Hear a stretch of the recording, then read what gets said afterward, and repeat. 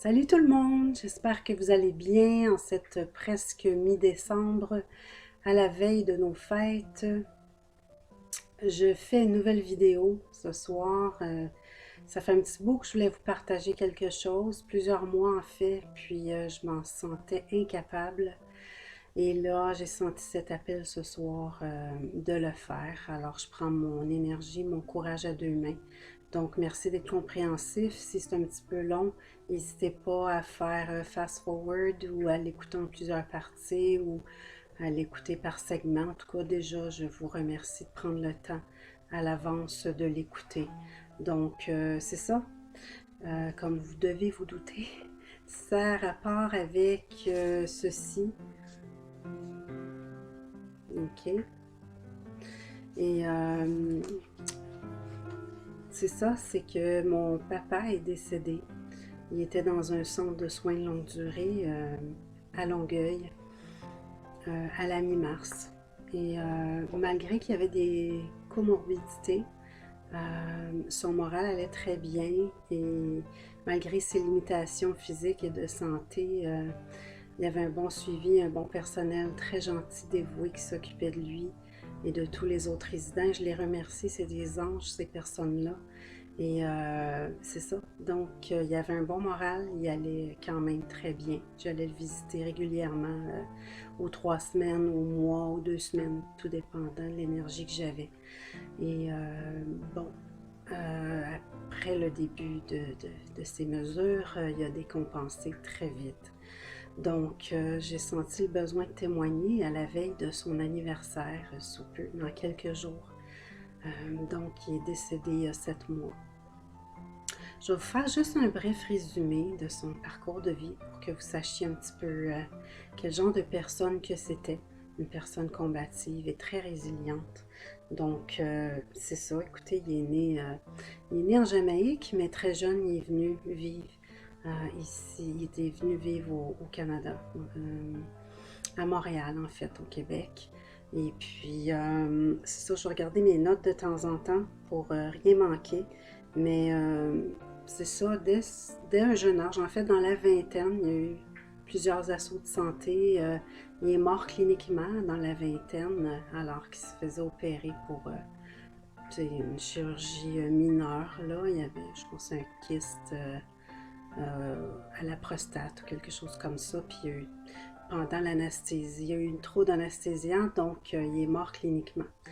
Et ils l'ont réanimé, mais il a failli partir. Donc, ça a été son premier assaut de santé.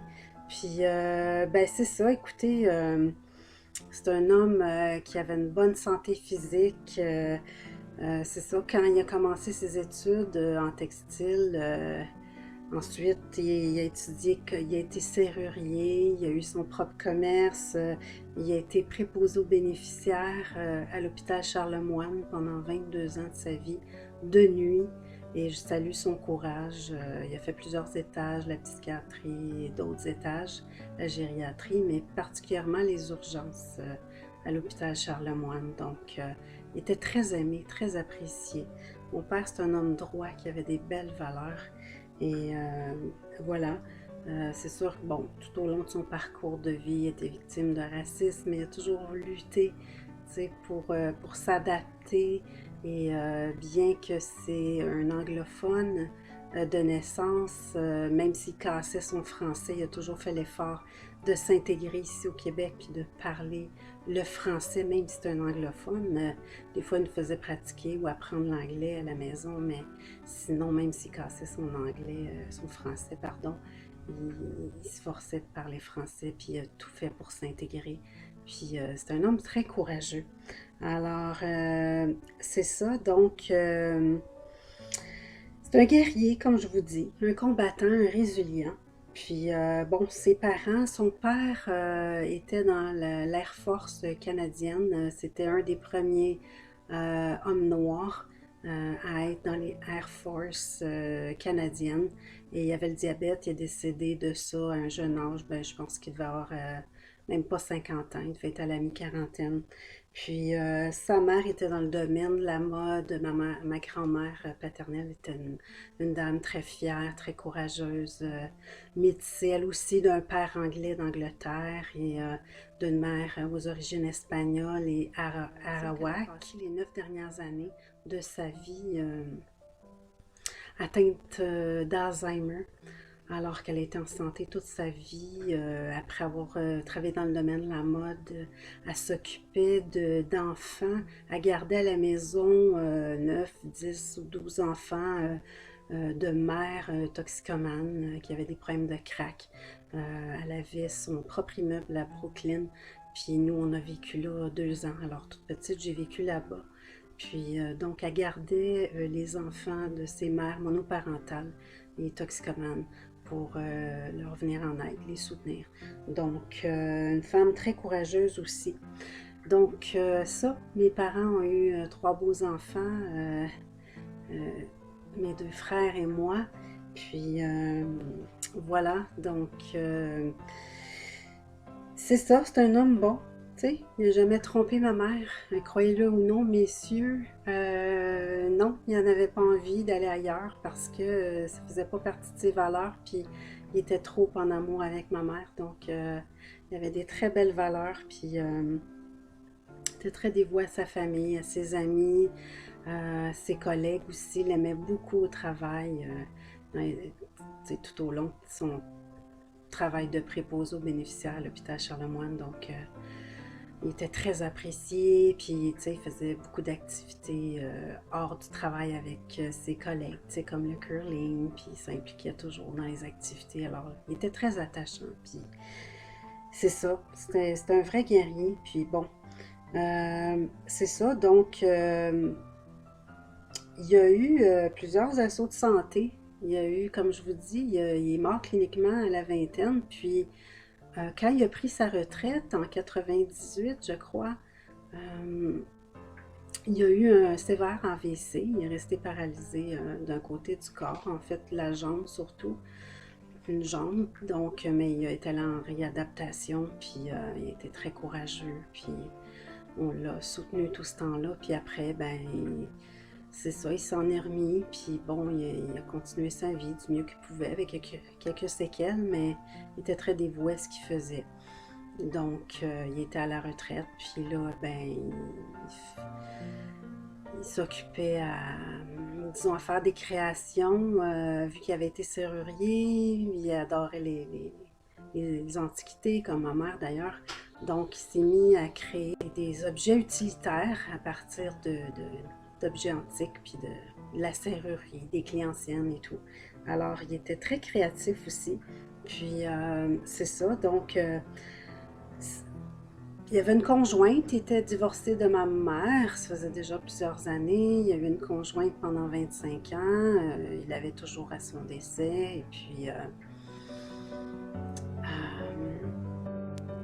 bon, je poursuis, j'ai été interrompue. C'est ça, je vous disais, il a pris sa retraite et puis il y a eu un important AVC. Puis à cette époque-là, ben, il était avec sa compagne, avec qui il a été 25 ans. Puis un homme très courageux, il a combattu, puis c'est ça, réadaptation, il a remonté la pente, puis il a récupéré avec quelques séquelles, donc comme je disais. Puis c'est ça, plus tard, il y a eu un quadruple pontage coronarien parce qu'il y avait des problèmes d'essoufflement, puis des vomissements, des étourdissements, puis bon, bref, du jour au lendemain, il s'est retrouvé à l'hôpital à nouveau, puis on ne savait pas ce qui se passait, lui non plus, alors qu'il allait quand même très bien, il fonctionnait, il œuvrait à ses activités, à la retraite, et puis donc c'est ça, quadruple pontage coronarien, il avait 73 ans, je pense. C'est incroyable, je l'ai vu plugger, tu sais, avec toute la tuyauterie, puis sortir de la salle d'op presque mort, là, tu sais. Je veux dire, il est mort cliniquement encore une fois, puis il est revenu à la vie grâce au talent et au dévouement du personnel infirmier, aux chirurgiens cardiaques et à toute l'équipe. Donc, c'est ça. C'est un homme courageux.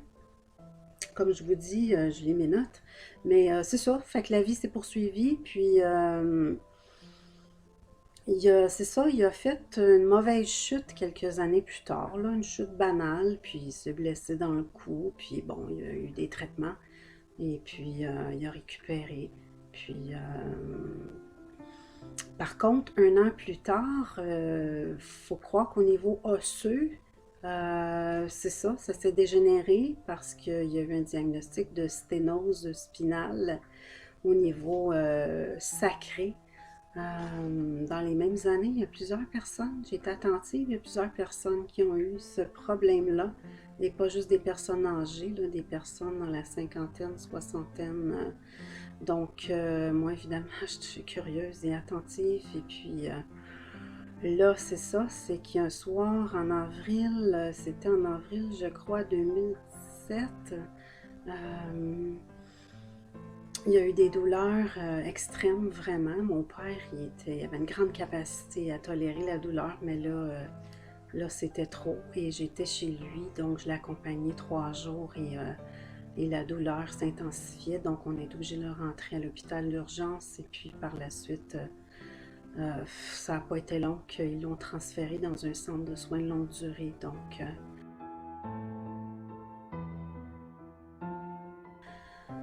c'est ça, les choses se sont passées très vite. Il a perdu son autonomie du jour au lendemain. Il a fallu qu'il quitte la résidence pour personnes retraitées et autonomes où il était, qu'il aimait beaucoup à Longueuil. Et puis, c'est ça. Mais dès qu'il est rentré, le personnel l'a beaucoup aimé. C'était comme une rockstar dans le centre de soins de longue durée. Les personnels, les résidents l'aimaient beaucoup. Puis mon père participait à toutes les activités, puis il gagnait des médailles, puis il continuait c'est ça, de jouer toutes les activités qui étaient organisées. Il participait, il aimait ça, mon père. C'est un bon vivant, puis c'est un homme souriant, qui est optimiste, qui aime taquiner, puis très attachant, fait que c'est ça. Donc, j'allais régulièrement pendant 3 ans le visiter, souper avec lui, puis je prenais le temps, tu sais, je disais, pas, je comprends, tu sais, t'es limité maintenant, il était en fauteuil roulant, tu sais, je veux pas, plus de vie sexuelle. Mon père adorait aller dans les festivals de jazz, voir les gens. Il aimait ça quand ça bouge, il aimait la musique. Je l'ai accompagné même au festival de la fierté gay. On est allé voir la parade, il voulait aller voir la parade. Puis on est même resté pour la danse après. Tu sais, c'était un homme qui était très curieux, puis il mordait dans la vie, tu sais, croquait dans la vie, là. Il était extraordinaire, puis bon, merci père, j'ai hérité de ça. Et puis, c'est ça, c'est un guerrier, un combattant, puis quand j'allais le voir au centre, je lui disais, regarde, vois ça comme un peu un show, tu sais, il avait jamais vu le film de Truman Show, mais je disais, essaye de vivre ça au jour le jour, puis de regarder ça comme si c'était un spectacle, tu sais, puis de voir tout ce que tu peux apprendre dans cette expérience-là. Puis écoute, si un jour tu n'es plus capable, ben, on va respecter ça. Puis si jamais tu veux partir ou que c'est trop difficile, ben on va comprendre parce que en plus, c'est qu'il devait prendre 33 pilules par jour. Et puis donc parce qu'il y avait du diabète, il faisait de l'hypertension à cause de ses problèmes cardiaques, 33 pilules, puis il était tanné de prendre des pilules, je ne sais pas si vous avez idée, mais ça en fait des candés, ça en fait des pilules de toutes sortes, matin, midi et soir, puis avant de se coucher. Fait qu'il nous disait souvent qu'il était tanné de ça, mais je voulais juste faire une petite parenthèse pour vous dire que j'ai fréquenté ce lieu-là pendant 3 ans, puis il n'y a pas juste des personnes âgées. Je me suis rendu compte qu'il y avait des personnes de plus en plus jeunes, ben de plus en plus hypothéquées qui arrivaient là, mais de plus en plus jeunes. Tu sais, dans la mi-cinquantaine, soixantaine, 70. Puis Donc, c'est ça, j'ai connu un gars qui s'appelait Yves, en tout cas, je pense qu'il était encore en vie, il venait de la Gaspésie. Il était là depuis l'âge de 25 ans, il avait 45 ans, il avait une maladie neurodégénérative, il était en fauteuil roulant. Puis j'ai connu aussi un autre gars qui s'appelle Michel, il avait même pas 50 ans, il était là, il avait de la dialyse 3 fois par semaine. J'ai connu Daniel aussi, il était dans la quarantaine, en fauteuil roulant. Bon, elle avait sa tête à moitié, mais quand même assez alerte, puis elle adorait mon père, puis à chaque fois que j'y allais, ben, il me saluait, il venait nous jaser, puis pendant que je soupais avec mon père, ben, c'est ça, c'était le fun, tu sais, c'était comme une grande famille, puis disons que dans les centres de soins de longue durée, tu sais, quand on regarde le bâtiment extérieur, ça a vraiment l'air d'une prison, là, avec des antennes sur la toiture, des antennes 5, 5 Guy.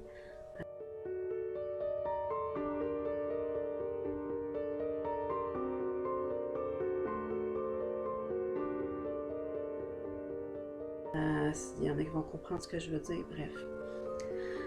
Euh, Moi, je regardais ça, cette bâtisse en béton, je me disais, mon Dieu, que ça a l'air d'un centre de détention, tu sais, puis en tout cas, j'essaie de faire abstraction, je me disais, l'important, c'est les moments que je passe avec lui, puis quand j'y allais, ben, on soupait ensemble, des fois, je l'amenais dehors en fauteuil roulant à prendre des marches, puis on allait dans un petit parc, je lui coupais les cheveux, je m'assurais que ses ongles étaient bien coupés, puis ça lui faisait du bien, puis je l'amenais à l'épicerie en fauteuil roulant, puis on achetait des trucs pour lui faire du bien, tu sais, comme différent de ce qui était offert comme bouffe à la cafétéria. Donc, euh, tout ce que je pouvais faire, à chaque fois j'y allais pour vivre ces derniers moments de vie de façon de qualité, si on veut. C'était en qualité avec, ben, j'étais là, puis mes frères aussi y allaient, puis on se relayait, puis sa conjointe y allait à toutes les semaines, puis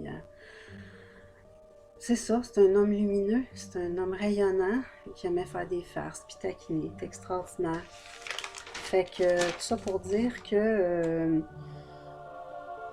bon, c'est ça, donc c'est un guerrier. Puis bon, tout ce temps-là, moi, je faisais de la recherche, je me suis comme éveillée à ce qui se passait en réalité il y a 4 ans, à l'automne 2016, autour d'octobre-novembre. Puis donc, je comprenais les différents agendas, puis quand je regardais ce bâtiment-là, pour moi, ça avait peut-être pas la même signification, tu sais, souvent on appelle ça un mouroir, mais je regardais les personnes qui étaient là, tu sais, il y a beaucoup de gens qui ont de l'Alzheimer, Parkinson, toutes sortes de maladies neurodégénératives, puis je comprenais mieux maintenant de où venaient ces maladies, ces problématiques de santé, fait que je m'embarquais pas là-dedans aujourd'hui, mais je peux juste vous dire que je regardais les gens dans les yeux, puis il y en a beaucoup qui n'ont pas toute leur tête, évidemment, mais mon Dieu, que j'avais l'empathie, puis j'étais pleine de compassion pour eux, puis pour le personnel qui était si dévoué aussi.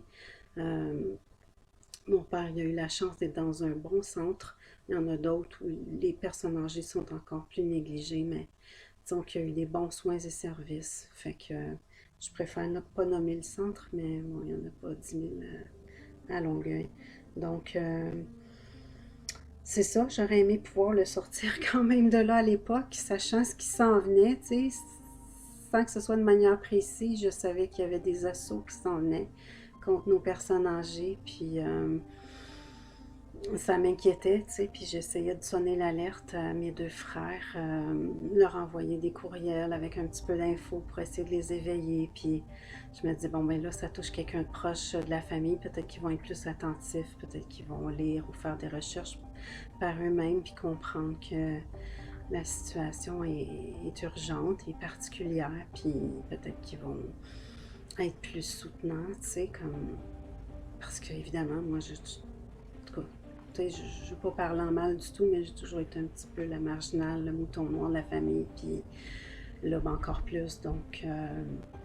avec tout ce que je découvrais, puis j'essayais de partager, je veux dire, c'était une fin de non-recevoir, là, ça passait pas, puis bon, c'est correct, je comprends aujourd'hui, c'est pourquoi, puis je respecte que chacun son rythme d'éveil, tu sais, puis d'apprendre ce qui se passe vraiment en coulisses, de savoir ce qui se joue derrière le rideau. Donc, c'est ça, fait que, évidemment qu'aujourd'hui, faire suite à tout ça, bon, mais ils croient pas, eux, qu'il y a une... ils croient, c'est-à-dire, à une pandémie. Puis c'est correct, tu sais, je veux pas juger. Puis comme je disais, chacun son rythme. Mais j'ai essayé de sonner l'alerte du mieux que je pouvais. Puis je pouvais pas sortir mon père de là. J'aurais aimé ça. Mais j'avais certaines limitations de mon côté qui faisaient en sorte que j'aurais pas été capable d'assumer, tu sais, de prendre soin de lui à temps plein, puis de m'assurer tous les suivis médicaux, puis tout ce que ça exige. J'aurais tellement aimé, vous n'avez pas idée comment, quand j'ai vu les événements actuels arriver, à quel point j'ai comme paniqué, là. Je voulais pas, mais, tu sais, puis d'un côté, j'avais pas le soutien de mes proches, puis heureusement, j'avais des amis qui me soutenaient, puis je remercie mon amie Muriel Oliver, qui a été très soutenante, qui l'est encore aujourd'hui. Euh, c'est ça, j'ai mes amis qui sont, disons, plus au fait de ce qui se passe actuellement, fait que ça m'a apporté beaucoup de soutien, beaucoup de réconfort, mais c'est ça, fait que tout ça pour dire qu'à la mi-mars, il y avait un bon moral, puis, tu sais, il s'éveillait. J'ai pas voulu laisser savoir certaines choses, certains sujets, parce que je me disais, mon Dieu, à l'âge qu'il a, tu sais, ils ont subi toutes sortes d'assauts, nos aînés, toute leur vie. Ils ont construit, ils ont bâti notre société, puis ils ont été sous assaut. Et puis, je vais y épargner ça, tu sais, déjà qu'il est en fin de vie, il faut qu'il s'adapte quotidiennement à sa nouvelle vie, donc je vais pas y générer plus d'anxiété ou d'insécurité ou de peur. Fait, mais je voyais que quand j'allais le voir, en fait, des fois, il me disait, ah, c'est incroyable, les médias, comment on dirait qu'ils exagèrent, tu sais, puis en beurre épais, puis ils répètent en boucle, puis c'est comme du martelage, puis tu sais, il observait, tu sais, c'était un fin observateur, puis je disais, oui, effectivement, tu vois clairement, effectivement, tu sais, comme, essaye de pas trop regarder la télé, tu sais, comme, fais autre chose si tu peux, parce que effectivement, tu vois clair, puis c'est de la propagande, tu sais, ça génère beaucoup de peur, d'anxiété, fait que si tu peux t'épargner ça, faire autre chose, go, tu sais. Fait que, il a compris vite, puis sans que j'y dise, je pense que c'est ça, je sais d'où je viens, tu sais, comme on dit, la pomme tombe pas très loin de l'arbre, et voilà. Donc, il y avait un bon moral, puis bon, malgré ses problèmes de santé, puis son problème de surdité, c'était pas simple, parce que quand je l'appelais, ou on l'appelait, le problème de surdité au téléphone, les conversations peuvent pas être très longues, puis il faut répéter souvent, puis il fallait couper ça court à la fin parce qu'il entendait presque plus, malgré qu'on allait faire réparer ses appareils auditifs régulièrement. On n'avait pas les moyens de se payer des appareils à quelques milliers de dollars, là, fait que il y avait des appareils convenables, mais c'était toujours brisé, fait qu'il était toujours pauvre lui en train d'aller dans des rendez-vous. Puis là, ça faisait qu'au téléphone, on était très limité. Puis donc, il fallait faire ça bref au téléphone, fait que c'est ça. Puis donc, ses frères, il y a deux frères. Il y en a un qui est atteint de Parkinson depuis plusieurs années. Et puis, mais ses deux frères habitent aux États-Unis, donc c'est ça, depuis les débuts de ce qui se passe, ils ne pouvaient pas aller le voir. Donc, c'est ça. Puis sa conjointe, ben, elle avait 70 ans et plus, puis ça la stressait. Puis évidemment, elle aussi, elle écoute les médias de masse, puis ben, elle avait peur, elle aussi, d'attraper quelque chose, puis elle voulait le protéger aussi. Puis bon, vous savez de quoi je parle, donc c'est ça, c'était énormément de stress, disons que pour moi, là, parce que là, vu que les conversations au téléphone étaient difficiles, là, j'écrivais des lettres pour l'encourager, des lettres que je suis pas encore capable de relire aujourd'hui.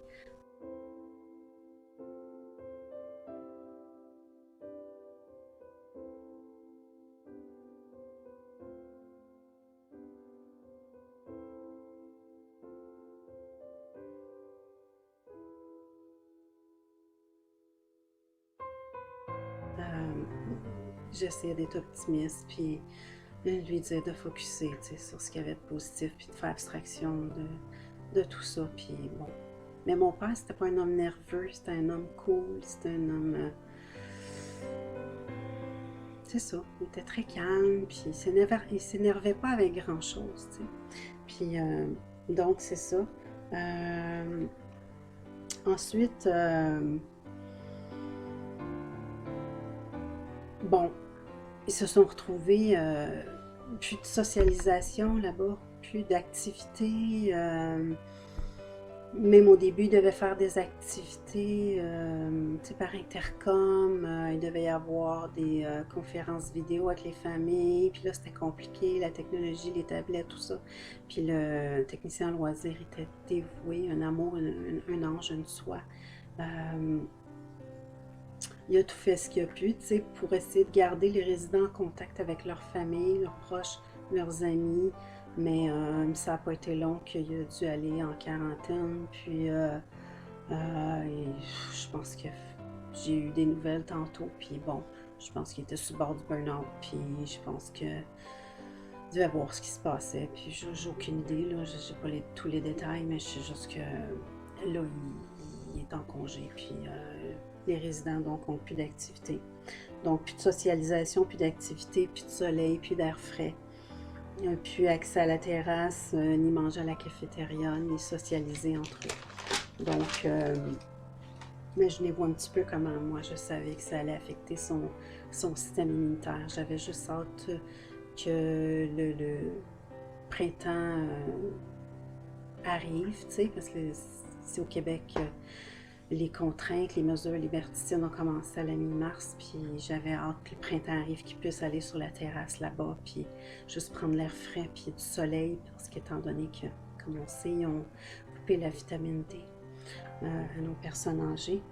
Donc, c'est ça, finalement. C'est ça, finalement, bon, ils ont commencé à tester les personnes âgées sans leur consentement, évidemment.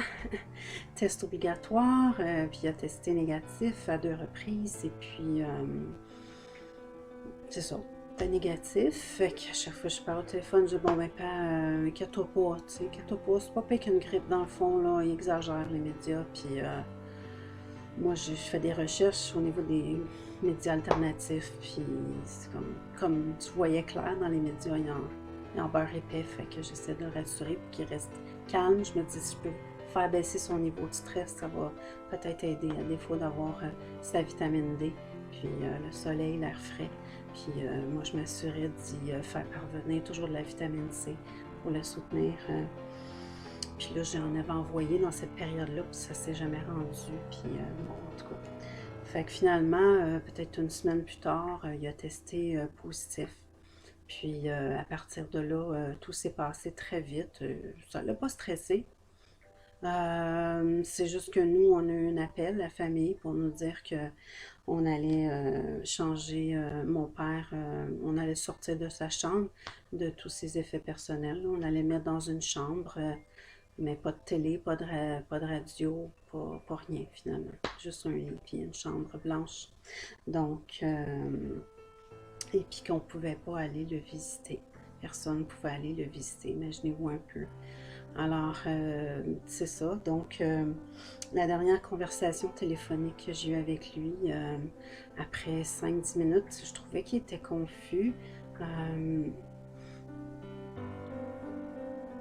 On avait failli perdre 1 an auparavant d'une pneumonie bactérienne. Puis là, il est devenu...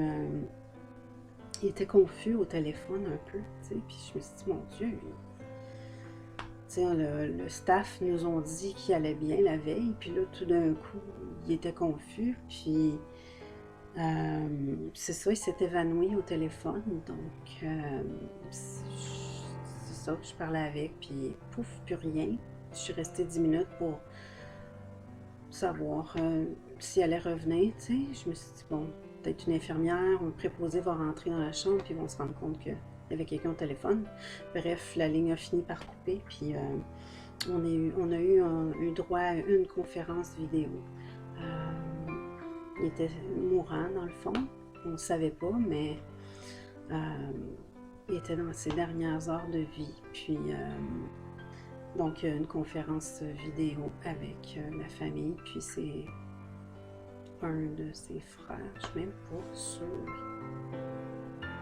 Non, même pas. Je pense qu'ils n'ont même pas pu. D'autres personnes, du coup de la famille, quelques personnes, c'était pas plus que 5-6 là.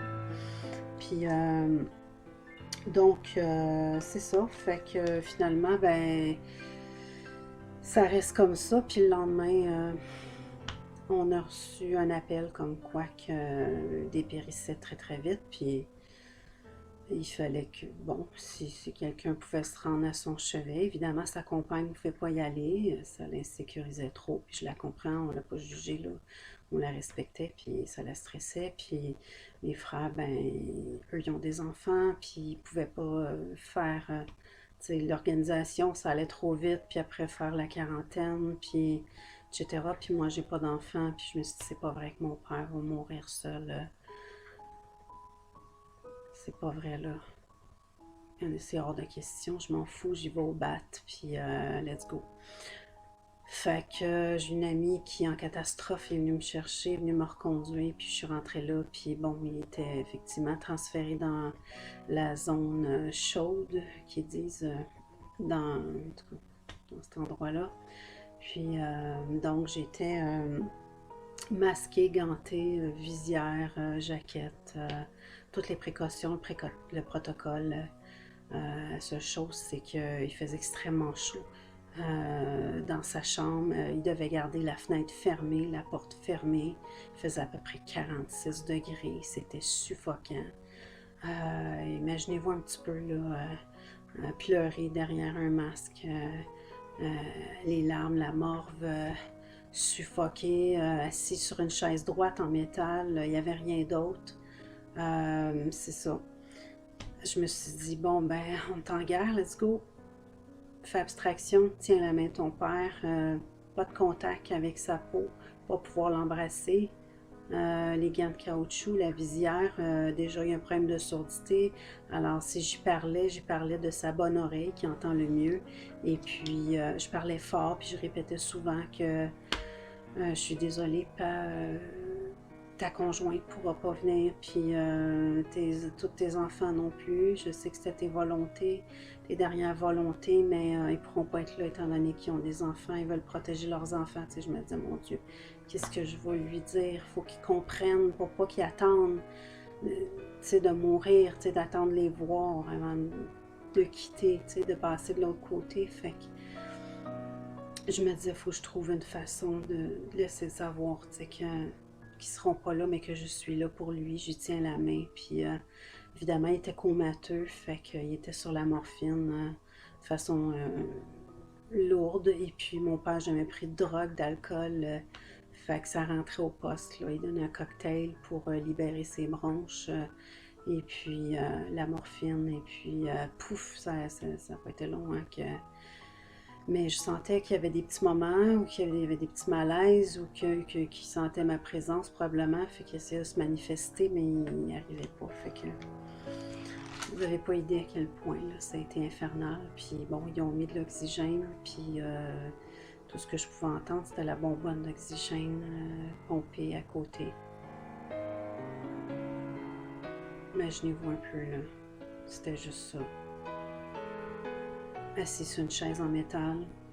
C'est pas un centre de soins palliatifs. Le personnel était dans le jus. C'était hallucinant. Là. Je me disais, my God, je suis en train d'assister au génocide de mon père. Je me suis dit, fais abstraction, la guerrière, tiens-lui la main, puis ça va aller, ça va aller. C'est important que tu sois là. Il y a au moins un de ses enfants qui est là pour lui, puis soit là, tu sais. Fait que j'ai pris mon courage à deux mains, puis il faisait tellement chaud, c'était suffocant, j'étais plus capable, puis je me dis, bon, faut que j'aille à la salle de bain. Fait que 3 fois, j'ai réussi à sortir, puis à chaque fois, il fallait que je me change, tu sais, enlever dans l'ordre du protocole, là. enlever les gants, le masque, la visière, la jaquette, puis partir 5 minutes. Je m'étais amené des tangerines, j'avais presque pas dormi la veille, j'avais pas soupé, je m'étais amené des tangerines pour grignoter, me donner un peu de force, puis j'étais allée manger ça dans la salle de bain, puis je suis revenue, puis il fallait tout, je recommencer à me réhabiller, puis je me disais, mon Dieu, tu sais, je veux être lui. Tu sais, les nuits pour les mourants, c'est une période critique, fait que je me disais, je vais être là, s'il est pour partir, je vais être là pour lui, puis c'est ça, ce que je me souviens de voir dans la chambre, c'était un sac de Doritos. Mon père adorait les Doritos avec la liqueur, tu sais, du Pepsi diète, parce qu'il faisait du diabète, là, mais... Ah, mon Dieu, je m'accrochais à tout ce que je peux, tu sais, puis...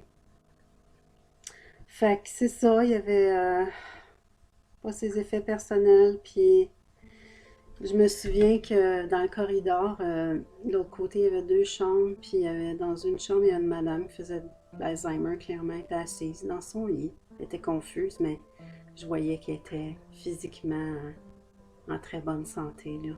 Elle se faisait des jeux de cartes imaginaires, puis des histoires imaginaires, en tout cas, elle jouait au bridge ou je sais pas quoi, là, mais elle était, tu sais, bien portante physiquement, là. Puis dans la chambre, à côté d'elle, il y avait un monsieur hispanique qui devait avoir dans cinquantaine, mi-cinquantaine, début 60. Pas plus. Il était debout, il avait son chapeau. Je sais pas si c'était mexicain, je sais pas sa nationalité. En tout cas, il avait un beau sourire, puis il avait l'air de se demander ce qui se passait dans la chambre, dans le corridor opposé, qui était là où qui était mon père. Et puis, il marchait, tu sais, il posait des questions aux infirmières, au personnel qui couraient de bord de côté, puis bon, on est bon, pouf, les lumières s'éteignent, je suis dans le noirceur, j'entends juste la pompe d'oxygène, mon père mourant, puis ces personnes-là de l'autre côté qui se demandent ce qui se passe. Le monsieur hispanique, il posait des questions, des fois il mettait un petit peu un pied en dehors de sa chambre parce qu'il voulait apostropher une infirmière ou savoir pourquoi il se trouvait là ou quoi que ce soit. Puis bon, ils ont dû lui dire évidemment là, qu'il avait été testé positif, mais en tout cas, clairement, il était debout, puis il avait l'air très bien, là. Puis bon, moi, fallait que je me concentre sur accompagner mon père qui était mourant, donc c'est ça, mais j'assistais à ce cauchemar. Ça a été comme ça pendant 15 heures. Puis, c'est ça. Donc, mon père, juste pour vous dire, il avait testé positif, mais l'année d'avant, il y a eu une grippe qui a dégénéré en pneumonie bactérienne. Et puis, il a été obligé d'aller à l'hôpital Pierre Boucher. Puis, il a attrapé quelque chose là-bas. En fait, il y avait une grippe. Puis là-bas, il a attrapé quelque chose, puis il est revenu, puis bon, ça, il y avait une pneumonie bactérienne, puis il était sur les pompes. Fait qu'on a failli le perdre, tu sais, en 2019. Puis, donc là, cette année, c'était pas différent. C'était les mêmes symptômes, c'était les pompes, il était sur les pompes depuis quelques jours, puis il n'avait pas encore commencé à lui donner des antibiotiques. Après ça, ils ont décidé d'y en donner. Finalement, ils les ont arrêtés. Puis, j'ai jamais compris celle-là, mais ils ont décidé d'arrêter son médicament pour le diabète peut-être 2 semaines avant qu'il décède, alors qu'il en prenait depuis je sais pas combien d'années. Là. Je me disais, mais what the fuck? Tu sais, du jour au lendemain comme ça. Il prenait sa glycémie tous les jours, il était stable, ok, je peux comprendre. Il avait 85 ans, mais il faisait longtemps qu'il avait diabète, là. En tout cas, je trouvais ça étrange. Il y a un paquet de choses que je trouvais étranges, mais en tout cas, j'y reviendrai. Fait que, puis c'est ça, 33 pilules par jour à prendre, c'est quelque chose. Donc, mon père, l'année d'avant, comme je vous dis, quand il a été malade, par la suite, il a remonté la pente. Quand vous vous retrouvez dans votre lit, puis ils sont obligés de mettre un lift, puis de vous lever, sortir du lit, prendre le bain, dans une espèce de tissu là, avec des chaînes, puis en tout cas, c'est hallucinant. Là. Il a passé à travers tout ça, puis chaque fois que j'allais le voir, il prenait une marche après son souper, puis avec sa marchette, puis Les préposés étaient extraordinaires. Je remercie d'ailleurs André puis Lucie, ceux qui ont été dévoués. Puis donc, il avait remonté la pente, puis très courageux évidemment. Puis donc, mais il ne voulait pas d'acharnement si jamais il allait arriver quelque chose dans le futur, tu sais, un problème de santé quelconque avec tout ce qu'il avait vécu. On comprenait très bien, puis il a même dit à un moment donné, je suis tannée de prendre les pilules, puis on a eu une rencontre familiale, puis il nous a demandé, tu sais, avec, bon, l'infirmière en chef, le médecin, s'il voulait arrêter sa médication, qu'est-ce qui allait arriver, puis si on respectait qu'ils prennent cette décision-là, puis on avait une rencontre de famille, puis on y avait dit, écoute, ben, on comprend si je sais trop, si c'est trop à un moment donné, ben, on va respecter ton choix, ta décision. Puis là, ben, finalement, un de ses frères a décidé d'écrire un livre sur la famille, leur enfance, puis mon père avait toujours rêvé d'écrire un livre sur tout ce qu'il avait vécu, tu sais, l'immigration, le racisme, l'arrivée au Canada et tout ce qu'il avait vécu. Puis là, il n'a pas pu, mais là, qu'un de ses frères écrive un livre, ben disons que ça l'a motivé à rester parmi nous. Donc, mais à ce moment-là, je m'étais dit, oh my God, je savais que quelque chose s'en venait, puis je me disais, mon Dieu, s'il quitte à ce moment-là, puis qu'il peut ne pas avoir à vivre les années de merde qui s'en viennent, pour ma part, je me dis, oh my God, c'est tant mieux, tu sais, pas que je voulais qu'il quitte, mais je me dis, s'il peut se sauver de vivre tout ce qui s'en vient, puis finalement, ça l'a gardé motivé, puis il s'est dit, bon, je vais quand même, tu sais, il y a les barbites, donc décider, si un jour je décide d'arrêter ma médication, je l'arrêterai, mais puis là est arrivé les événements à la mi-mars, puis je me suis dit, oh my God, oh my God. J'ai vu ça venir, puis là, je vous dis ça aujourd'hui, puis ça fait 7 mois de tout ça. Écoutez, j'ai passé 15 heures à lui tenir la main. Les infirmières venaient, ils donnaient un cocktail. À chaque fois qu'il donnait son cocktail, morphine, et parce qu'il y avait tellement de difficulté à respirer. Comme l'année d'avant, je tiens à préciser, quand il y a eu sa pneumonie bactérienne, il respirait difficilement, mais tu sais, là, on entendait le son ça faisait le son des ballons, comme s'il y avait eu du savon à vaisselle sur les bronches, là. Tu sais, c'est quelqu'un en difficulté respiratoire vraiment sévère. Mais il y avait eu la même chose l'année d'avant, on avait failli le perdre, mais grâce aux antibiotiques, c'est ça, il reste en vie. Mais là, cette fois-ci, vu qu'il n'y avait pas de traitement offert possible à eux, ça a dégénéré très vite. Donc, à chaque fois qu'il recevait son cocktail, il décompensait, tu sais, rapidement. Puis moi, j'assistais à ça, mais après 15 heures, à lui tenir la main dans cette chaleur suffocante, puis à y parler, puis à dire tout ce que je pouvais, puis tout ce que je pouvais pour le réconforter à un moment donné. J'ai dit, bon, je vais aller me reposer parce que s'il est pour passer une autre nuit comme ça, je vais être là. Tu sais, souvent les gens décèdent la nuit, fait que je me suis dit, je veux pas qu'ils partent tout seul. Fait qu'il faut que j'aille me reposer. Tu sais, avec du recul, je me dis, oh my God. Tu sais, si j'avais pu, ne serait-ce qu'à rencontrer le médecin une seule fois, pas une seule fois, j'ai pu le rencontrer. Puis contrairement aux soins palliatifs, j'ai pas eu de soutien tout ce temps-là, ou d'accompagnement, ou d'un guide, ou quoi que ce soit. J'étais laissée à moi-même avec lui, puis je me suis dit, il faut que j'aille me reposer quelques heures. Puis quand je suis partie, ben 3 heures après, il est décédé. Puis j'étais pas là. Ça m'a pris des mois avant de me remettre de ce traumatisme-là, je dirais, puis cette peine, puis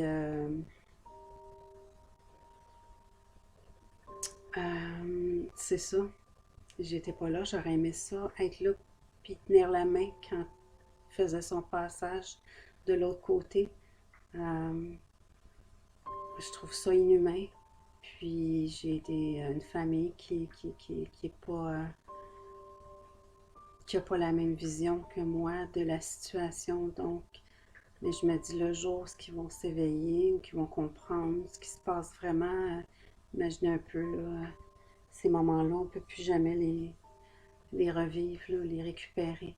Alors, et puis mon père avait comme pour dernière volonté d'avoir tous ses enfants autant que possible, les voir avant de quitter. Puis sa compagne de 25 ans à ses côtés. Puis heureusement, moi je me suis dit, coûte que coûte, j'y vais, mais euh, my God, c'est inhumain. Puis si je vous raconte ça aujourd'hui, c'est que j'ai mal encore, tu sais, comme, mais pour toutes les personnes qui sont là, tu sais, les personnes que j'ai côtoyées, mais les personnes qui sont là, puis pas toutes des personnes âgées, il y en a qui sont moins âgées que d'autres, mais ils n'ont pas, âgés ou pas âgés, c'est des gens qui ont bâti notre société, là, puis qui ne méritent pas de vivre cette fin de vie-là, de cette manière-là.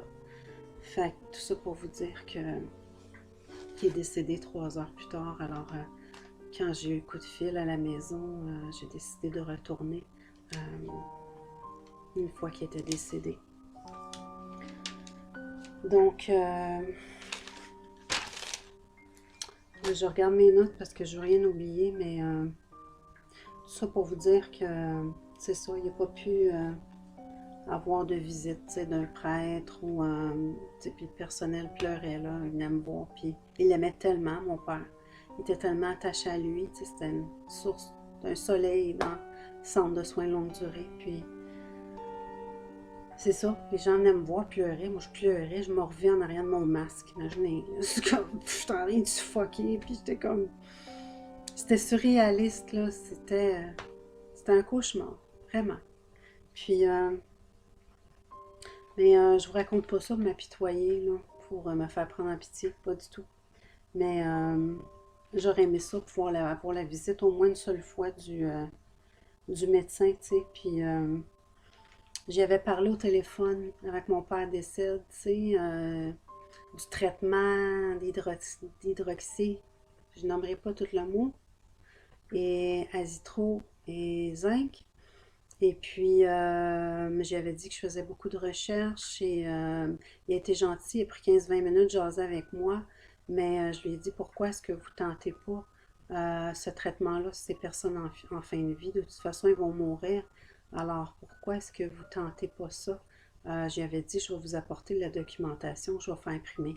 Mon père mourant, mais j'ai fait imprimer des documents pour l'informer. Je me suis dit, je sais pas ce qui se passe là, mais je vais y laisser ça quand je vais le voir.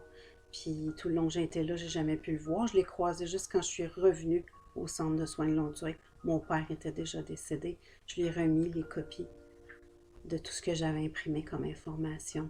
Mais au téléphone, je peux juste vous dire qu'il m'avait dit qu'il aurait aimé ça tenter, mais que, bon, d'après ce qu'il savait, d'après ses collègues, ce traitement-là n'était pas approuvé. Et il m'a dit, j'ai les mains liées. J'ai tout de suite compris. J'ai dit, ok, je comprends. Je vais quand même vous apporter les informations. Je voulais qu'il sache qu'on est plusieurs à faire de la recherche et qu'il y a un autre côté de la médaille à tout ça et qu'on est de plus en plus informé avec l'Internet. J'ai apporté des documents qui venaient de sites de la Chine, de professionnels de la santé de là-bas qui gèrent avec tout ça depuis longtemps. Puis nos professionnels français, que je nommerai pas, les médecins, activistes, courageux. J'ai apporté la documentation, j'y ai donné, mais je voulais qu'ils comprennent que fallait qu'on arrête de nous prendre des valises. Je comprenais qu'il y avait les mains liées, mais je comprenais aussi que c'était inhumain de faire ça. Donc, c'est ça. Donc là, je voulais vous dire que il est décédé. Je me suis revenue chez moi. J'ai été 2 semaines seule. J'étais incapable d'appeler qui que ce soit. Je devais digérer tout ça. Et puis, j'ai pas eu aucun appel téléphonique. Le téléphone n'a pas sonné pendant 2 semaines. Évidemment, tout le monde est pris dans cette problématique-là, puis tout le monde est préoccupé, tu sais, puis tout le monde est absorbé par ce qui se passe. Alors, le téléphone sonne juste pas pendant 2 semaines. Je sais pas si vous savez, mais j'ai dormi ma vie, là. J'ai récupéré, puis bon, j'ai un de mes frères qui est venu après 10 jours juste laisser à ma porte un sac d'épicerie. Et puis, j'ai passé un test par après et qui était négatif. Et puis, mais j'étais même pas inquiète. Rendu là, je m'en foutais de mourir, là, de quitter, là. Je pouvais pas concevoir de laisser ce guerrier-là qui a lutté fort toute sa vie, qui a contribué à notre société, qui a payé des taxes, des impôts, qui était préposé aux bénéficiaires, qui a pris soin des gens pendant 22 ans de sa vie, de nuit, pour le faire aux urgences d'un hôpital, à recevoir des accidentés, puis des gens intoxiqués, puis des tentatives de suicide, des gens défigurés. Écoutez, je me suis dit, pas question qu'il meure seul. Quand je suis retournée au centre, j'ai croisé une préposée dans l'ascenseur. Elle m'a dit, j'étais là quand ton père est décédé. Il y avait moi, puis il y avait une autre infirmière. Puis, donc, il n'était pas seul dans la chambre. J'ai fait, ouf. Mais combien d'autres décèdent seuls dans leur chambre, qui n'ont pas eu de visite depuis des mois, certains depuis peut-être 1 an ou 2. Parce qu'ils toffent dans ces lieux-là en moyenne 2 ans, 2 ans et demi au plus.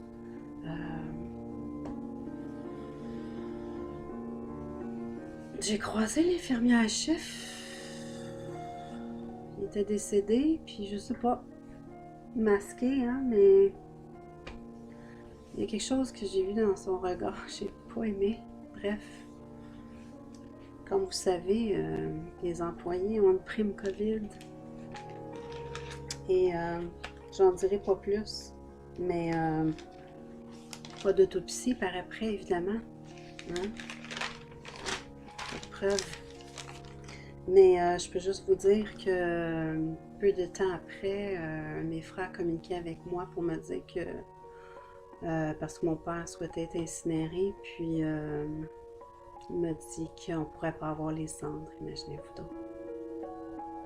Fait qu'on savait le jour approximatif qu'elle allait être incinérée, pas le droit d'avoir les cendres. J'ai réagi, j'essaie de garder, rester composée, garder mon calme. Mais je dis là, ça c'est quoi le rapport là? Hein? Dans un faux crématoire, un incinérateur. Quel virus de toute façon va survivre à ça? On peut-tu avoir les cendres de notre père? Finalement, ça a switché, puis j'ai su 1 semaine après qu'on pourrait avoir les cendres. Et puis donc, il y a eu un service, évidemment pas de service funéraire là, dans le moment. On a inhumé ces cendres 2 mois plus tard au cimetière. C'est ça, avec la distanciation sociale et toutes les règles liberticides. Imaginez-vous donc, vous êtes en deuil, tout ça se passe vite. Vous venez de vivre une période de quarantaine seule, pas de soutien de personne. Fait que c'est pas pour rien, j'attendais le moment de parler parce que soit que j'avais le cœur sur le bord de la flotte ou j'étais trop en colère ou j'étais comme juste devenue muette. À un moment donné, je me suis dit, mais peut-être qu'un jour j'y arriverai. Fait que c'est le moment. 45 minutes. J'essaie de pas faire ça trop long, mais là, c'est ça.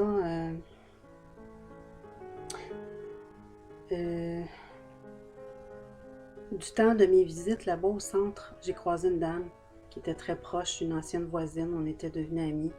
Et puis je me dis, mon Dieu, comment ça qu'elle se retrouve là? Elle habitait à Montréal, puis là, elle se retrouvait dans un centre à Longueuil. Mais je me dis, comment ça se fait qu'elle est sur mon chemin et tout? Fait que quand mon père est décédé, tout le monde a eu beaucoup de peine. Puis elle, je me dis, oh my God, je la lâcherai pas. Tu sais, c'est pas vrai qu'elle va mourir toute seule, cette dame-là qui est pieuse, dévouée à sa communauté toute sa vie, qui faisait du bénévolat, qui priait pour tout le monde, qui a travaillé dur, qui a eu comme 3 cancers, une stomie, écoute, elle a des cataractes, donc elle est rendue aveugle, elle n'a pas de téléphone dans sa chambre, pas de téléviseur, elle est là, au premier étage, puis son fils a été en institution, puis là, il a été par la suite en famille d'accueil parce qu'il est handicapé. Puis là, la seule personne qui peut aller la visiter, c'est la personne qui s'occupe de son fils, qui a 6 autres enfants et dont la mère aussi est en problème de santé.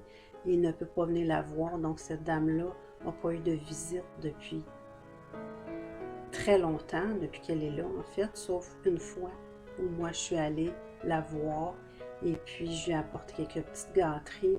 Puis je me suis dit, je vais retourner. Puis là, j'avais mon deuil à vivre. J'ai pas pu retourner, mais je me suis dit, là, il faut que je reste en contact avec. Puis à chaque fois que j'appelais au centre, c'était engagé. Je pouvais pas lui parler. Elle n'a pas de téléphone. Où je laissais des messages. Je disais, écoutez, donnez-moi des nouvelles, quoi que ce soit. Elle a été transférée 3 fois de chambre. Cette dame courageuse et donc qui a une santé fragile. Et puis là, je vois tout ce qui se passe. Puis là, je me suis dit, oh my God, ça n'a pas de sens. Fait qu'à un moment donné, je me suis dit, ben, je vais y écrire une lettre. Peut-être que la lettre va se rendre jusqu'à elle, comme je faisais à mon papa. J'ai envoyé des lettres pour l'encourager. Puis comme je vous dis, je n'ai pas été capable de les relire. Jusqu'à maintenant, ça fait 7 mois. Mais là, elle, j'ai envoyé une lettre. Puis là, ça faisait un mois, et plus qu'un mois, quasiment un mois et demi. Puis tantôt, j'ai eu un appel, c'était elle. Elle avait une bonne voix, mais oh mon Dieu, j'ai dit, c'est mon plus beau cadeau du temps des fêtes, c'est votre appel. Je prie pour vous à tous les jours. À chaque fois que je vais marcher au fleuve, je vous envoie des bonnes énergies, mais sachez que c'est ça, je prie pour vous, puis je suis avec vous, puis moi, ce que j'aurais souhaité, c'est retourner. Je m'apprêtais à y aller cette semaine, mais j'étais tannée de ne pas avoir de nouvelles, savoir ce qu'il en était, savoir si elle avait reçu ma lettre, être dans le vide, puis stressée pour elle, puis de m'en faire. Puis là, je me disais, fuck that shit, j'y vais, des frais de déplacement ou pas, puis m'en revenir, puis qu'ils ne m'ouvrent pas la porte ou X raison. Je suis pas sur la liste des visiteurs parce que j'étais pas une proche, j'étais pas une personne de sa famille. Mais je me suis dit, je vais me rendre, puis fuck that, là, je vais y amener des petites gâteries, une carte de Noël, puis s'ils me reviennent, ils me reviront, mais je vais y aller, puis je vais me faire mettre sur la liste des visiteurs, parce que c'est pas vrai que même si elle a personne de sa famille qui peut aller la visiter, qu'il n'y a pas personne d'autre qui peut aller la voir. Fait que tantôt, on s'est parlé, j'étais tellement heureuse, tellement soulagée de savoir qu'elle avait une bonne voix malgré tout. Bon, c'est sûr que bon, il y a des bons préposés qui travaillent là, mais tu sais, il y a eu l'armée qui est rentrée il y a quelques mois, puis bon, tout est chamboulé, puis une circulation du personnel et tout, fait que elle va bien, je prie pour elle, on est ensemble en pensée, mais c'est ça, j'y avais demandé dans ma lettre, j'ai dit faites-moi ajouter sur la liste des visiteurs, puis effectivement, quand elle a reçu ma lettre il y a un mois et demi, elle avait fait la demande, puis ils ont refusé de me mettre sur la liste des visiteurs. Puis je voulais aller la voir avant le temps des fêtes. Puis je me disais, ça décède cet hiver. Au moins, elle va avoir eu une visite avant de décéder. Puis des petites gâteries salées qu'elle aime, je vais y apporter ça. Puis une petite carte de Noël. Puis ils n'ont pas voulu. Puis la dame en question qui est sur la liste des invités ne peut pas y aller. OK? C'est-tu normal? Non. Donc, je veux juste vous dire que ils n'ont plus d'activité, ils n'ont plus de sortie, ils n'ont plus d'air frais, ils n'ont plus de soleil, ils n'ont plus de vitamine D. Puis, évidemment, pas de réanimation s'il arrive quoi que ce soit. Elle n'a pas de téléphone dans sa chambre, comme je vous disais. Puis, écoutez, moi, ce que je me dis depuis le début, là, parce que j'ai fait mes recherches. Je vais vous diriger vers des références, mais quand il y avait des cas de grippe, parce que là, ça a l'air qu'il n'y en a plus, tu sais, il n'y a plus de gastro, il n'y a plus de pneumonie, il n'y a plus de bronchite, il n'y a plus d'accidenté de la route, il n'y a plus de suicide, ça a l'air, alors que le taux de suicide est plus haut que jamais. Quand il y avait des cas de grippe ou de gastro dans les centres de soins de longue durée ou les hôpitaux, qu'est-ce qu'on faisait? Parce que si vous avez fait vos recherches, là, hors du narratif officiel et consulter les nombreux professionnels de la santé experts et qui disent que là, c'est pas plus grave qu'une grippe, à peine plus contagieux. Qu'est-ce qu'on faisait dans le temps pour nos aînés, dans les hôpitaux et centres de soins de longue durée? Ben, on faisait une quarantaine, puis il n'y avait pas de visite, ou si les visiteurs y allaient, mettre un masque, une jaquette, puis mais il n'était pas privé, là. Je veux dire, il fermait une aile ou une section du centre ou de l'hôpital, puis OK, fait que c'est pas plus grave ce qu'on vit là. C'est beau de dire, nos aînés, OK, on va protéger nos aînés, puis nous, la société, on va continuer de vivre comme on vivait, là. Tu sais, pourquoi qu'on confinerait, puis qu'on mettrait des mesures liberticides ou des contraintes à la population générale en santé? Mais eux, il faut les surprotéger, tu sais. Moi, je sais pas, là, mais je trouve que nos personnes âgées, à trop les surprotéger, on leur nuit, tu sais. Puis je trouve que ça parle beaucoup de ce qu'on vit en ce moment, dans le sens que notre société a toujours, a comme, pas toujours, mais tu sais, comme parqué nos vieux. On a parqué nos vieux, puis c'est comme si on vit d'un déni, puis on veut pas entendre parler de...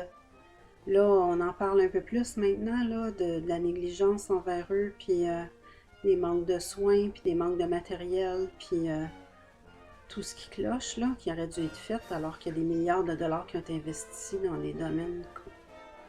Ça n'a pas rapport, là, tu sais, par rapport à nos priorités de société, là. Donc, c'est ça, je me dis, c'est beau de dire, nos vieux, le personnel va être masqué, ils ne verront plus les sourires des gens qui les soignent. On va les surprotéger, tu sais. On va les laisser dans leur chambre, on va prendre toutes les mesures. Ils n'ont plus d'activité, ils n'ont plus de socialisation, ils n'ont plus de soleil, ils n'ont plus d'air frais. Fait que non, moi j'ai un problème avec ça. C'est des gens en fin de vie. On peut-tu leur laisser vivre leur fin de vie tranquille? Ils vont mourir de toute façon d'ici quelques semaines, d'ici quelques mois. Est-ce qu'on peut les laisser voir les gens qui aiment? C'est complètement inhumain, les priver comme ça. Comprenez-vous? Que nous, on veut que la vie revienne comme avant, on veut qu'on aille dehors, faire nos activités, aller au cinéma, faire notre magasinage, puis les laisser... Je veux dire, avant, là, on faisait une quarantaine pendant un certain temps, puis après ça, c'était fini à quarantaine, puis je veux dire, OK, la vie continue, on a un système immunitaire, là. C'est quoi ce style d'affaires-là? Fait que... Puis quand on sait que les personnes qui décèdent en ce moment de ça, ils ont des comorbidités, puis c'est ça, les hôpitaux étaient vides. Je m'excuse là à ceux qui dirigent, mais c'est parce que les citoyens vont dans les hôpitaux avec leur téléphone, qui ont une caméra, puis ils ont filmé. Puis les hôpitaux étaient quasiment vides, là. Cas vides. Tout l'été, tout l'automne. Là, évidemment, au mois de décembre, c'est sûr qu'il y a des cas de grippe, il y a des rhumes, il y a des gastro, il y a des pneumonies, il y a des bronchites. Hein? Puis on manque tellement de soleil, puis de vitamine D, puis de lumière que... Hein? Puis le moral est affecté pas à peu près. Fait que c'est sûr qu'il y a peut-être un petit peu plus d'achalandage, là. On peut-tu commencer à être honnête à un moment donné? Fait que je voulais juste vous dire d'aller voir sur le site de l'INSPQ, l'Institut national de la santé publique, les statistiques, les faits. On demande un débat public en tant que citoyen à Radio-Canada qui ne veulent pas nous accorder. on veut des scientifiques des deux côtés, tu sais, on veut plus qu'une version, hein, parce qu'il y en a plus qu'une. Mais il y a juste un narratif, les médias nous servent juste un narratif. On en a comme jusque-là. Puis on a demandé un débat public, puis c'est pas accordé. Citoyens, là, réveillez-vous, là, OK? Fait qu'allez voir sur les données de l'INSPQ. Il y a un article qui s'appelle « Diminution de 94% du nombre de cas actifs de la Cour 1984 », entre parenthèses. Et puis, il y a un autre article sur le même site. Le premier article, je vous ai mentionné, date de juillet. L'autre article s'intitule « Il n'y a pas pire aveugle que celui qui ne veut pas voir ». C'est de Gaël Campan, les deux. C'est un économisme senior à l'IDEM. Donc, je vais prendre mes notes. Je vais juste vous citer un extrait de l'article, premier article, je vous ai parlé du 23 juillet, qui dit que l'Institut national de la santé publique du Québec a révisé de façon importante ses données concernant l'ampleur de la... Vous savez quoi?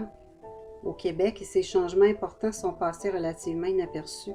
Dans cette mise à jour de l'INSPQ, l'Institut national de la santé publique du Québec, le pourcentage de ces cas actifs est passé soudainement de 44,4% à 6,1%, celui des guérisons de 45,6% à 87,7%.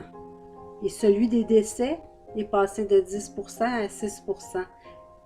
Entre parenthèses, ça dit clairement les données doivent être mises à jour de façon fréquente. On peut se demander depuis combien de temps on répétait un nombre de cas actifs au Québec qui était à des années-lumière de la réalité. Observe Gaël Campan, économiste senior à l'IEDM. Effectivement, le nombre de cas actifs a chuté de plus de 94% lors de la modification des données de l'INSPQ. OK? Un climat de peur, peu propice au débat rationnel, est alimenté par des données qui manifestement n'étaient plus bonnes. Il faut faire nettement mieux à ce chapitre, poursuit l'économiste. Alors voilà, cette correction spectaculaire de l'INSPQ démontre qu'il est important de mettre à jour régulièrement les données afin d'alimenter la discussion publique. Espérons que cela soit fait fréquemment à l'avenir, conclut M. Campan. C'est un article qui date du 23 juillet 2020 et ça vient de l'Institut, je l'ai nommé ici, là, comment ça s'appelle? L'Institut économique de Montréal. L'autre article, je vais vous dire, il n'y a pas pire aveugle que celui qui ne veut pas voir. OK? Je vous en lis juste un extrait qui dit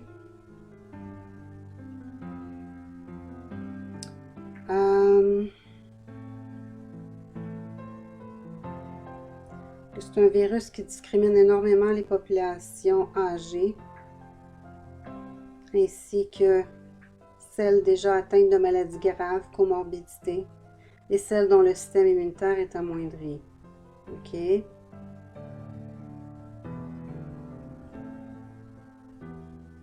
Des effets négatifs au confinement. Et puis, la Suède, qui n'ont pas ces mesures-là. Et écoutez, je vais vous mettre les articles en lien, je ne vais pas m'éterniser, mais vous irez voir. Un autre fait essentiel, c'est fait jour. Et en dessus de 60 ans, le risque que cette maladie soit pire que la grippe est quasi nul. Au Québec, 97,6% des décès attribués à la machin concernent les plus de 60 ans. Donc, vous irez voir les articles en question. J'avais quelques messages à vous passer encore, puis je ne veux pas ça soit trop long. Ça fait déjà 1 heure que je vous parle. Donc, article très important. Fait que, comme je vous disais, faut arrêter de négliger nos aînés, là. Ça n'a pas de sens. Puis, moi, je me dis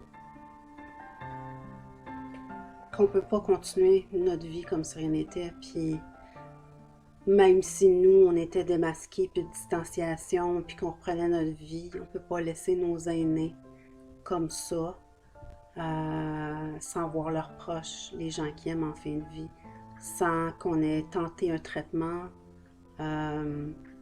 sur eux, un traitement qui a fait ses preuves depuis des années, qui est peu coûteux, que je nommerai pas ici.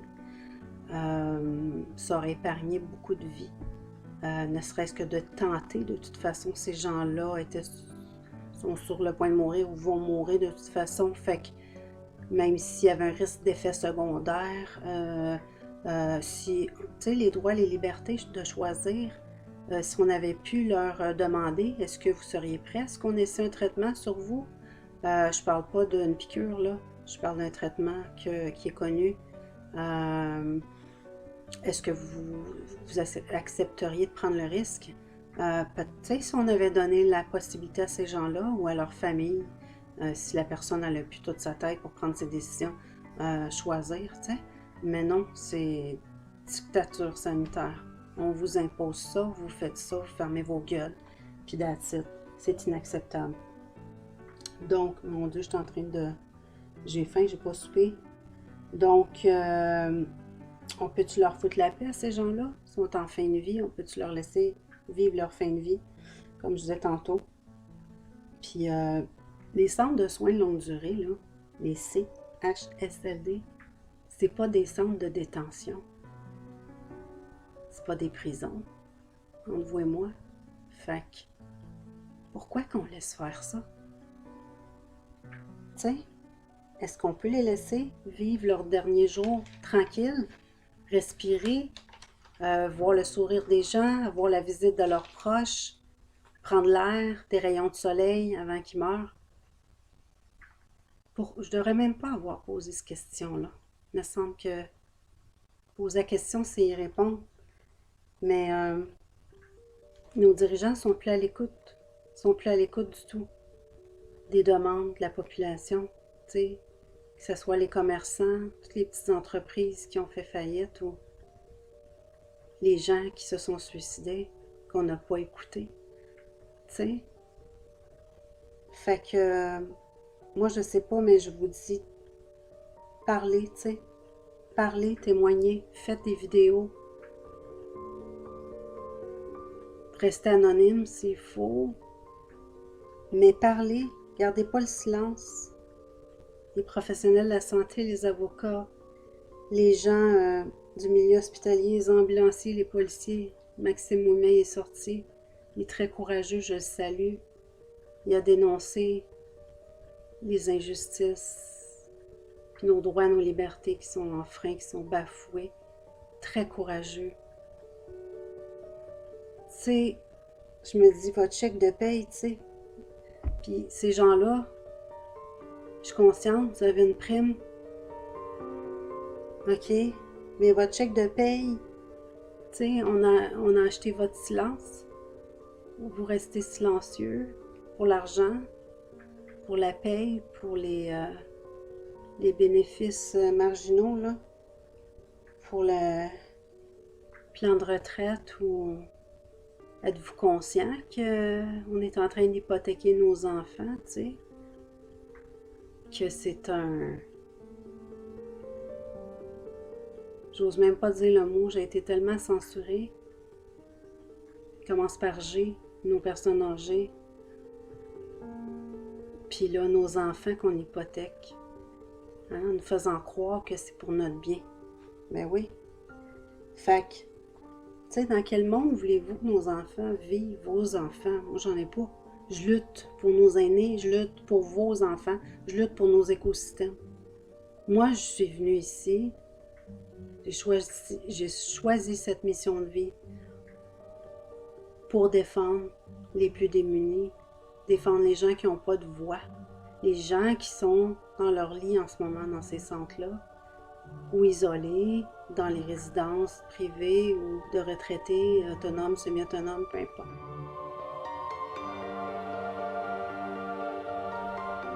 Qui peuvent pas socialiser, ils n'ont plus de vie là. On peut-tu vivre?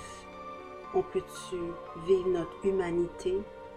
On a un système immunitaire, les virus, les bactéries, les microbes, ça fait partie de la vie depuis que le monde est monde. Est-ce que vous allez accepter de vivre masqué jusqu'à la fin de vos jours? Je vous le demande, parce que nos dirigeants en place, c'est les élites corrompues du monde, c'est ce qu'ils ont comme plan pour nous. Et on doit se tenir debout, rester dans des bonnes fréquences d'énergie, mais se tenir debout plus que jamais, parce que si on dit rien aujourd'hui, on ne fait rien, alors on donne notre consentement. Qui ne dit mot, qui ne fait rien, consent. Si vous ne faites rien, vous ne dites rien, vous consentez à tout ce qui se passe en ce moment. Vous pouvez faire quelque chose, soutenir les gens qui font quelque chose. Si vous n'avez pas le temps, l'énergie, soutenez-les financièrement, faites un don, faites une vidéo, écrivez, sortez au grand jour, écrivez à quelqu'un, je ne sais pas, qui a un pouvoir d'influence. Allez dans une manif, allez dans un convoi, il y a eu plusieurs convois d'organiser. Là, je m'en viens là-dessus. Fait que je me dis, faites quelque chose, parlez, parce que je vais vous poser la question suivante. Comment vous faites pour être bien au niveau de votre conscience? Vivre avec ça sur la conscience. Nos enfants masqués à l'école, puis voir leurs amis, puis voir leurs activités sportives, tous les gens qui s'entraînaient pour garder une bonne santé mentale et physique, qui sont privés de ça, les gens qui se suicident. Comment vous faites pour vous faire acheter puis garder le silence? Moi, ça me dépasse. Je me dis, c'est le temps de se lever. Puis, moi, je peux juste vous dire que ces derniers moments-là, avec mon père, je pourrais pas les revivre, tu sais. Ils ne reviendront pas. Puis tous ceux aussi qui vivent ça, tu sais, en ce moment, on peut plus reprendre ces moments-là, là. Fait que c'est le temps de bouger, c'est le temps d'agir. Il y a nos aînés qui décèdent seuls, qui mangent pas bien, qui sont pas assez hydratés, qui manquent de présence, de chaleur humaine, de réconfort, que tout ce qu'ils voient dans leur semaine, c'est l'écran de télé, tu sais, que la propagande des médias de masse, qui les garde dans la terreur, la peur, le stress. C'est inhumain. Ceux qui dorment sur la Switch, là, qu'est-ce que ça va vous prendre pour allumer? Fait que, ça pour dire que mon père n'a pu avoir ses dernières volontés. Puis, c'est honteux ce qui se passe, vraiment. Puis, moi, je me dis, je vous demande, gardez l'œil sur nos personnes âgées, OK? Restez en contact avec eux, visitez-les, appelez-les. Assurez-vous qu'ils ont des bons soins, des bons services, OK? Puis, les résidents, là, de ces centres-là, là, devraient être libres de choisir qui peut venir les visiter, même si ce n'est pas un membre de la famille, que ce soit un ami ou une connaissance, ou un voisin qui était attaché, tu sais, qui avait un bon contact avec. Nos dirigeants n'ont pas à décider de qui devrait venir nous visiter, une personne ou deux en fin de vie, OK? Laissez pas faire ça, ça n'a aucun sens. Fait que, ni d'être privé de vitamine D, puis d'air frais, de soleil, puis d'activité. La dame que moi je souhaite voir, elle dit, je peux même pas voir un prêtre.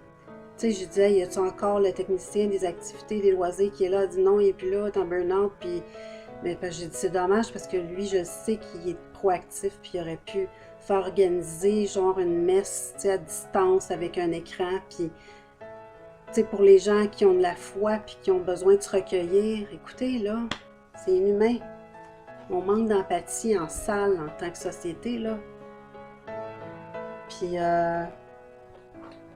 fait que c'est ça que je voulais vous dire. Puis à nos dirigeants, ben arrêtez de dire que c'est pour notre bien, ok?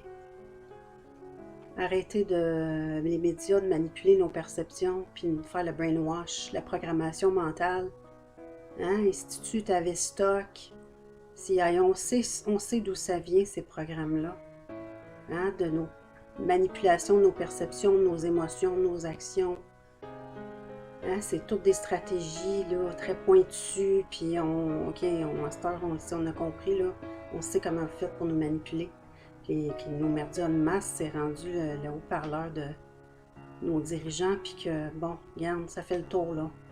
Les réseaux sociaux, c'est le peuple, et le peuple a parlé. Le peuple s'est levé. C'est ce que j'ai à dire, puis ça, je voulais vous dire que votre nez rallonge de jour en jour. Puis je ne sais pas comment vous faites pour être bien avec votre conscience. Je ne sais pas si vous avez la notion de ce qu'est le karma. Je ne sais pas si vous avez une spiritualité. Le karma, c'est les lois cosmiques. Puis que ce que vous lancez, vous faites dans l'univers, le mal que vous faites, la détresse que vous générez, la douleur que vous générez, la peine, les gens que vous blessez, ben, c'est un karma que vous allez avoir à réparer. Fait que vous avez le libre arbitre. Continuez de faire ça, puis vous êtes utilisé comme pion de toute façon. Hein? Parce que les élites, toutes ces entités au-dessus d'eux autres, qui les contrôlent comme des pantins, des marionnettes, il n'y en a rien à foutre de vous. Puis vous allez avoir un karma réparé. Fait que pensez-y donc, tu sais.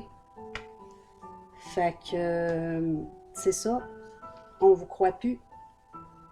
On ne croit plus à votre propagande, les médias financés par nos taxes et nos impôts. On ne vous croit plus. On voit clair. OK? Fait que je termine en vous disant que Pilon, ces excellentes entrevues, j'ai adoré celle que tu as fait récemment. Je les aime toutes. J'y suis. Dr. Perron, avec la gang, cette semaine, il y avait David Leduc, il y avait Maxime Ouimet, il y avait Mel Goyer. Écoute, c'était extraordinaire. L'entrevue avec Lucie Laurier, je l'ai écoutée la nuit passée. Je me suis couchée aux petites heures du matin. Moi, je suis plus regardante, là. La situation est tellement urgente que j'ai une soif d'infos, je veux savoir ce qui se passe. Donc, 1 minute 14, c'est assez incroyable. Fait que les gens qui meurent seuls, abandonnés, on a un hostie de problème. Allons marcher. Soyons là pour nos aînés puis nos enfants. Nos aînés qui meurent seuls, abandonnés. OK? Abandonnés par le système, abandonnés par nous. Puis pour des raisons politiques.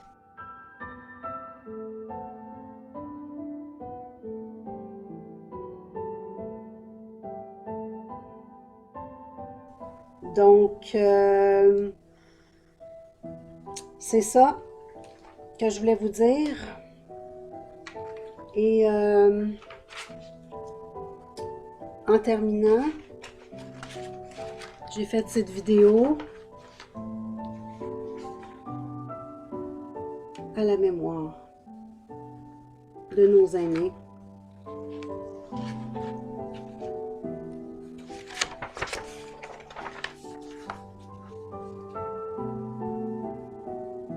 Décédés sur le champ de bataille.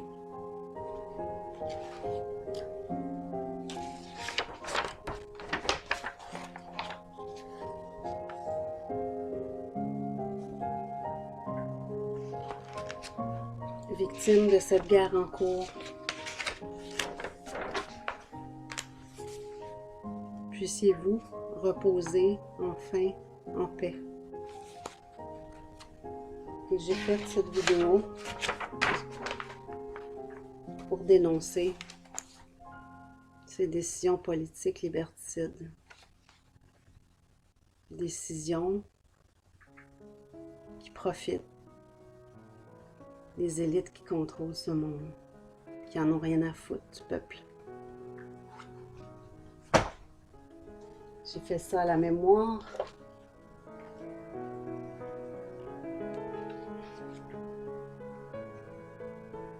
De mon papa. Lui ici, c'est mon papa. Ici, Roger Tabra, un de nos plus grands paroliers du Québec, qui aimait beaucoup mon papa, que j'ai côtoyé. Mon père est un guerrier. Avez-vous vu comment il se tient? Comment il est fier? C'est pas pour rien qu'il l'aimait tant.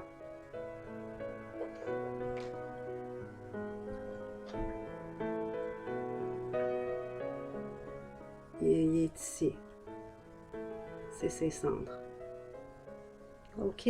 On peut-tu avoir du respect pour nos aînés, nos enfants, nos écosystèmes? Papa, je t'aime. C'est ta fête. Il y a un grand rassemblement qui s'en vient. Puis j'ai eu cet appel.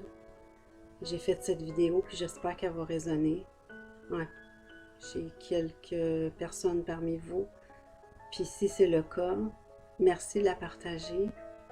Parce qu'on est extrêmement censuré sur Internet. Puis, donc, si vous considérez que le temps que j'ai pris, le témoignage que j'ai fait vaut la peine d'être entendu, s'il vous plaît, partagez-le. Téléchargez-le, je vous donne l'autorisation. Repartagez-le. La seule chose que je vous demande, c'est de ne pas le modifier. Si vous voulez présenter un petit extrait, ça va. Et à nos médias de masse, je vous interdis de montrer ma vidéo en extrait. Je vous l'interdis. Je ne vous donne aucun droit sur ma vidéo, sur ma personne, sur mon image. C'est-tu clair? Voilà. Pour les autres, les guerriers digitaux, nos guerriers pacifiques, activistes, travailleurs de lumière, sonneurs d'alerte, messagers, vous êtes libres de la faire circuler. Ça sera une bonne chose pour nos aînés. Je vous remercie d'avoir pris le temps de m'écouter. À bientôt.